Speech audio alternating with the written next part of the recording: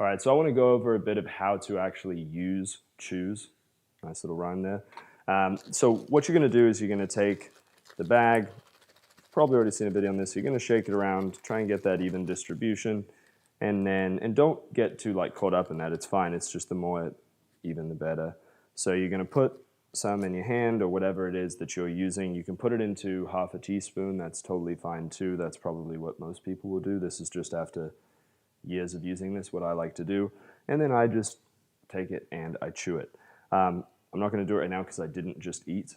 And you want to make sure that you only take this on a full stomach. So anywhere within half an hour, even up to an hour after you eat, but preferably, I personally like to take it pretty soon after I eat.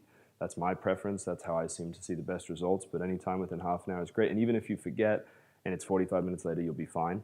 But the biggest thing that I want to talk about is how much to actually chew this. This is the biggest problem I see when I have friends who are like, oh, can I please try it? Can I give it a shot? And I'll basically pour them a little, handful. And I'm like, chew this till it is a liquid. Chew it like way more than you think you should. And so we say chew it 40 times. But I like to just chew until there is absolutely no lumpiness, no seeds, no anything left. It's just as liquid as you possibly can get it. That's how you're going to get the best results. So that's what I do is I put it in my mouth and I just continuously chew. So if you think, and you can actually, this is another way of doing it, by the way, is you can pour it into this and then just sort of shoot it into your mouth. But I really can't overstate enough how much I want you to chew.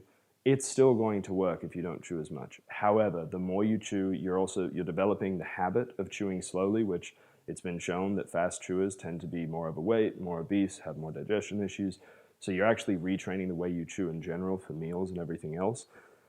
But count to 40 at least, and then kind of keep chewing any little piece that's sort of hanging around, little seeds, whatever that might be, just continue to chew. So definitely err on the side of more chewing rather than less. It can be, especially at the beginning, you're building a habit. It may not be your favorite thing that you've ever done, just straight up, right? I could tell you, hey, this is gonna be all, rainbows and pots of gold, but it's not. You've got to learn how to chew properly. So let yourself really chew, and, in the beginning, you might not be able to really talk while you're doing it. That's one of the weirder things.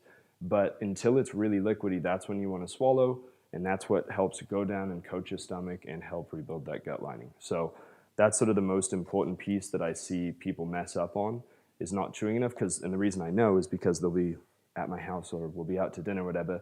They chew, I give it to them, I turn around, and 30 seconds later it's gone. And they're like, oh, I know I chewed it. And I'm like, you didn't. You didn't chew it properly. So especially in the beginning, err on the side of a lot of chewing. So that might be 1 minute, 2 minutes. Like, really go for it, and make sure that you're doing that. So, I mean, if you think about that, if you have 3 meals a day and it takes you 2 minutes each time, we're talking about 6 minutes of your life. You can do whatever else you want. Just make sure that you do that. So that's the biggest thing. And then again, like I've said before, make sure you put the lid back on always to keep it fresh. There you go.